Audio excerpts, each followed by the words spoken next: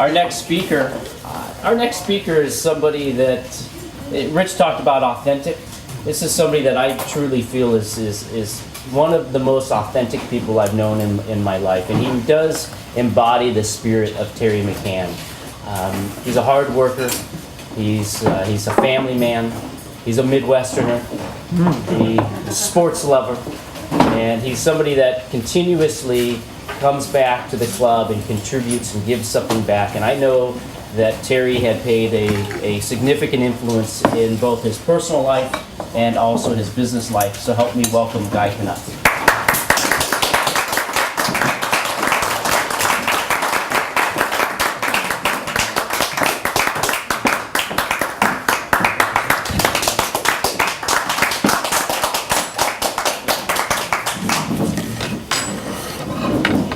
Today I'm going to talk about one of Terry's favorite subjects, which was leadership.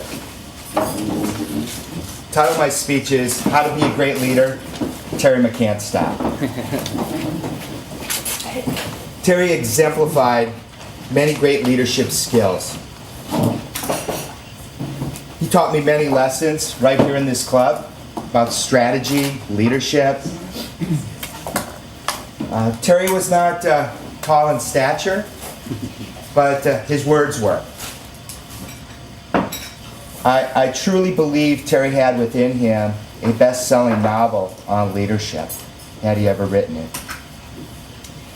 And if Terry did write a book on leadership, I think it would encompass 4 main points. Now, those of you that know me know my rule of 4, and maybe I'll say this for the McCann family because usually I skip this, but everybody hears all bad things come in 3, some movie star passes, and what other 2 are going to pass. But all great things that withstand the test of time come in 4s. 4 points of the compass: north, south, east, west. 4 elements of the earth: fire, water, earth, wood, right? 4 seasons: spring, summer, fall, winter. And in the household I grew up, which sounds like it was pretty close to the household Terry grew up in, preseason, regular season, postseason, and off-season. My poor mom never had 2 lamps that matched in our house. After we all grew up and left the house, we bought Mom a pair of matching lamps. And I can envision Terry's house being very much the same way. Having grown up with boys, and my dad having been a big boy, we loved sports, and we were very, very competitive, very much like Terry. But if Terry did write a book on leadership, I think the first thing he would tell you is, what do all great leaders have in common?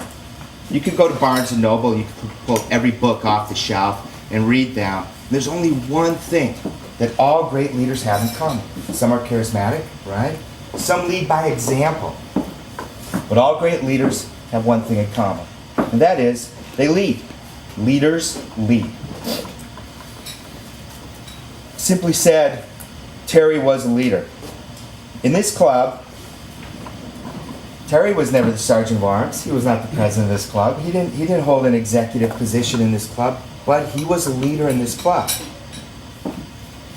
When I was president, Terry never said anything bad publicly to me, but I'll tell you, he was the first guy to pull me aside after the meeting and coach me a little bit. And great leaders do that. They tell you the great things you do publicly, and then they coach you or teach you or kick your butt behind the door, right? And that's what Terry did. So first thing is, all great leaders lead. Second thing is, leaders are not born, leaders are forged. Anybody that tells you a leader is born, no way.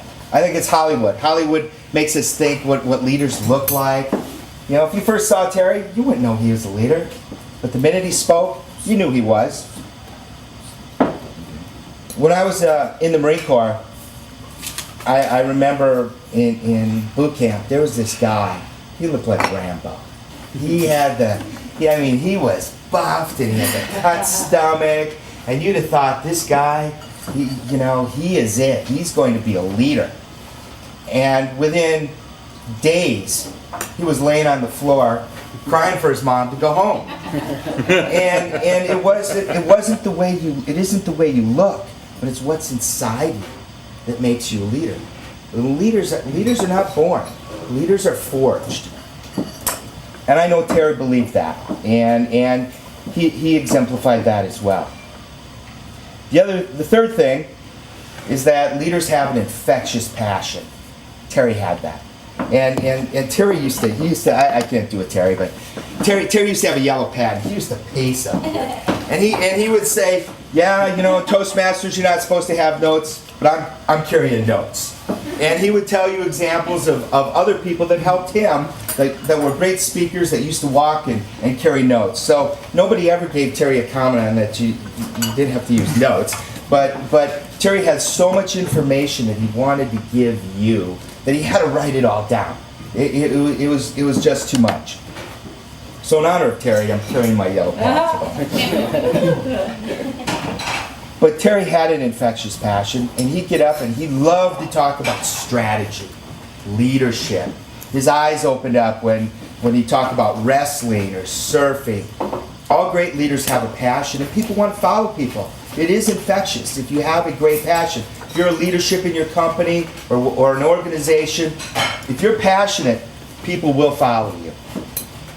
And obviously, Terry had that infectious passion, and I often tell my kids that success is when you match your skills with your passion, and that's exactly what Terry did. That's why he won a gold medal, was because his skills met with his passion. The other thing, and last thing, fourth thing, is that leaders are battle tested. During times of crisis, just like we have now, people look to leaders, and leaders step up. Terry was a guy that would always step up. Leaders stay in the zone, and when all eyes are upon them, they step up. Terry led several organizations, one of which is dear to all of us, Toastmasters, and made it a much better organization than when he first came to it. It was failing, having a hard time, and his strategic skills, his leadership skills, have taken Toastmasters on a much greater course, and we're all better for that. And he left Toastmasters a much more viable organization because he knew that leaders step up during times of crisis, and true leaders are battle tested. If you knew Terry, you know the words that I've discussed about strategy and leadership are true, and they're things that embodied him and were passionate to him.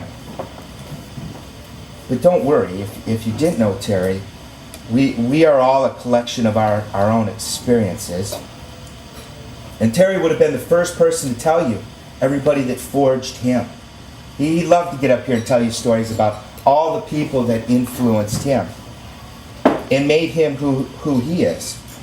And one of the reasons I love traditions, and I see Toastmasters as a tradition, because we all stand up here with our icebreaker speech, and we go down our path from there. No matter who you are, when you start Toastmasters, you start off with your icebreaker speech, and wherever it leads you. But we've all been down that journey, both on the technical and leadership tracks. And we basically follow the same set of footprints, all of us. And when you talk to some of our fellow members, like Dave and Marla, Kobe, I know Dr. Brad, many of you will tell you the lessons that they have learned, and you'll learn many things in this club from them. But I think what you'll find is that many of those lessons were forged by the footsteps of Terry McCann. This is Toastmasters.